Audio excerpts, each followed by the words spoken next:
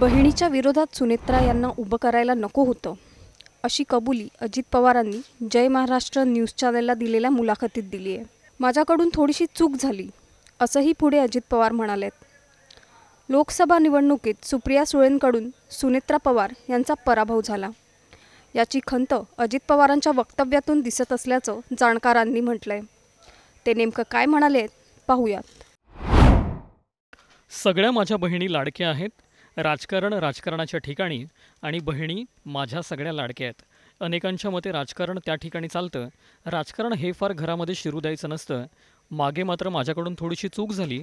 त्या काळामध्ये मी माझ्या बहिणीविरोधात सुनेत्राला उभं करायला नको होतं, पण त्यावेळेस ते झालं.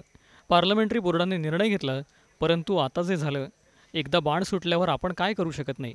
पण आज माझं मन मला सांगतंय की तसं व्हायला नको होतं. अजित पवारांच्या या कबुलीनाम्यानंतर खासदार सुप्रिया सुळेंनी काय प्रतिक्रिया दिली आहे पाहूयात. एक स्टेटमेंट ऐकलेलं नाही आणि वाचलेलंही नाही. मी तुमच्याचकडून ऐकले. रामकृष्ण हरी.